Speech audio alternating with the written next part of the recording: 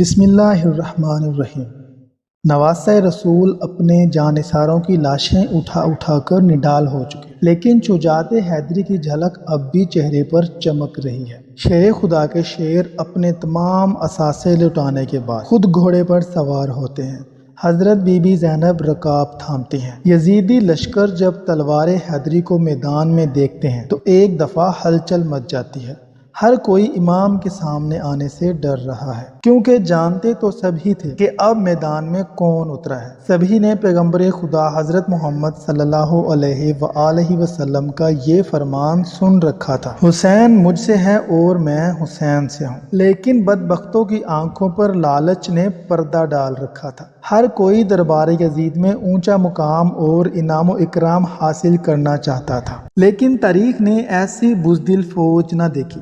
سبھی ایک دوسرے کا منہ دیکھ رہے کہ شاہ سوار کربلا کا اب مقابلہ کون کرے گا۔ شجاعت حیدری کے وارث کو دیکھ کر یزیدی فوج نے نہ صرف انفرادی جنگ بندی بند کر دی، بلکہ اجتماعی حملہ کرنے کی بھی کسی کی جرت نہ ہو رہی تھی۔ یہ وہی شاہ سوار ہیں کہ جن کے بچپن میں ہی ان کی شہادت کی خبریں عام تھیں۔ ایک دفعہ حضرت جبرائیل امین حضور اقدس صلی اللہ علیہ وآلہ وسلم کی بارگاہ میں حاضر ہوئے تو وہاں حضرت امام حسین بھی تشریف لے آئے اور حضور اکرم کی مبارک گود میں بیٹھ گئے۔ جبرائیل امین نے عرض کیا، اے اللہ کے رسول، آپ کی امت آپ کے اس بیٹے کو شہید کر دے گی۔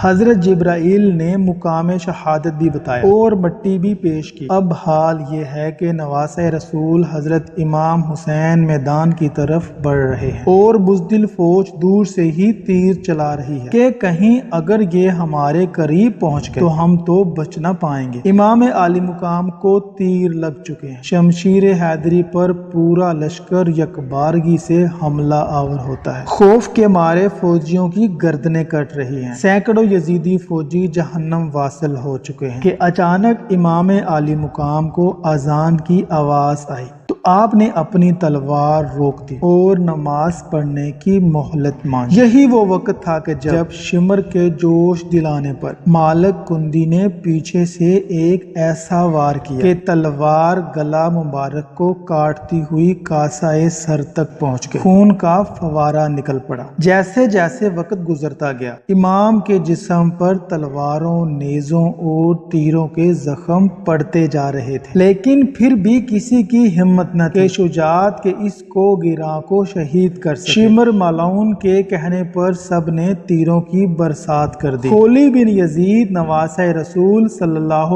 علیہ وآلہ وسلم کا سر کاٹنے کے لیے آگے بڑھا، لیکن ہاتھ کانپ گئے۔ پھر شقی القلب بخت اور ذلیل سنسان بن انس آگے بڑھا۔ انعام و اکرام کی لالچ میں حضرت امام عالی مقام کا سر تن سے جدا کیا۔ ملعون ابن زیاد کے حکم پر تمام سر نیزوں پر چڑھا دیے گئے اور جسم اطہر کو گھوڑوں کی ٹاپوں کے تلے پامال کیا گیا۔ شہادت حسین تاریخ انسانی کا ایک غیر معمولی واقعہ کہ پیغمبر کے پیروکاروں نے اپنے نبی کے نواسے کو بے دردی سے شہید کر کے ان کا سر اقدس نیزے پر سجایا۔ یہی نہیں، خاندان رسول کے شہزادوں اور اصحاب حسین علیہ السلام کو بھی اپنے انتقام کا نشانہ بنا کر انہیں موت کے گھاٹ اتار دیا گیا۔ نواسۂ رسول حسین ابن علی اور ان کے 72 جانثاروں کے خون سے کربلا کی ریت ہی سرخ نہ ہوئی، بلکہ اس سرخی نے ہر چیز کو اپنی لپیٹ میں لے لیا۔ محدثین بیان کرتے ہیں کہ امام عالی مقام کی شہادت پر نہ صرف دنیا روئی، زمین و آسمان نے بھی آنسو بہائے۔ محدثین بیان کرتے ہیں کہ نواسۂ رسول کی شہادت کے وقت بیت المقدس میں جو پتھر اٹھایا گیا اس کے نیچے سے خون نکلا۔ شہادت امام حسین علیہ السلام کے بعد ملک شام میں بھی جس پتھر کو ہٹایا جاتا اس کے نیچے سے خون کا چشمہ ابل پڑتا۔ محدثین کا کہنا ہے کہ شہادت امام حسین علیہ السلام پر پہلے آسمان سرخ ہوا اور پھر سیاہ ہو گیا۔ امام طبرانی معجم الکبیر میں محمد بن سحرین سے روایت کرتے ہیں کہ حضرت امام حسین علیہ السلام کی شہادت کے وقت آسمان پر سرخی چھائی رہی۔ اس کے علاوہ امام بہقی نے اپنی کتاب دلائل النبوہ میں یہ روایت نقل کی ہے کہ حضرت علی بن مصہر نے اپنی دادی سے یہ روایت کی کہ انہوں نے کہا کہ امام حسین کے زمانے میں میں کم عمر دوشیزہ تھی، اس وقت آسمان کئی دنوں تک جمے ہوئے خون کی مانند ہو گیا تھا۔ حضرت امام حسین علیہ السلام کی شہادت کے بعد سید زادیوں کو قیدی بنا لیا جاتا ہے۔ اب اسیران کربلا کا قافلہ شہیدوں کے سروں کے ساتھ کوفہ کی جانب رواں دواں ہے۔ ادھر کربلا کی ریت پر سید زادوں کے جسم بغیر سروں کے بے گور و گفن بکھرے پڑے ہیں۔ تاریخ گواہ ہے کہ شہادت کے 3 دن بعد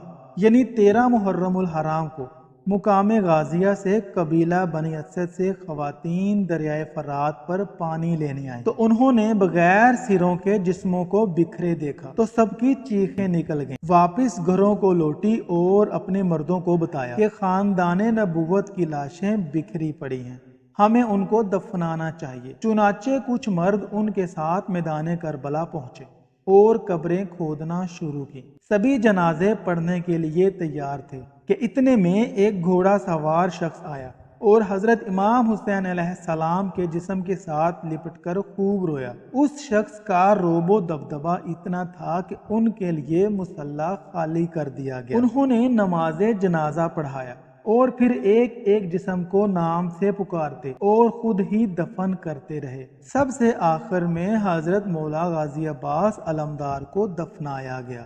جب وہ گھوڑا سوار جانے لگا تو قبیلہ بنو اسد نے پوچھا کہ آپ کون ہیں؟ جواب ملا، میں علی بن حسین ہوں۔ یہ کہہ کر وہ چل دیے اور نظروں سے اوجھل ہو گئے۔ اللہ تبارک تعالیٰ سے دعا ہے کہ ہمیں نبی و آخر الزمان حضرت محمد صلی اللہ علیہ وآلہ وسلم اور ان کی پاک آل پر اپنی جان نثار کرنے والا بنا دے۔ اے اللہ پاک ہمارے گناہوں کو بخش دے اور ہمارا حشر روز قیامت حضور پاک اور ان کی آل پاک کے ساتھ کرنا۔ میرا سلام ہو مولا حسین علیہ السلام کی ذات اقدس پر، میرا سلام ہو مولا غازی عباس علمدار علیہ السلام پر، میرا سلام ہو کربلا کے ہر شہید پر۔ اللہم صلی علی محمد و آل محمد۔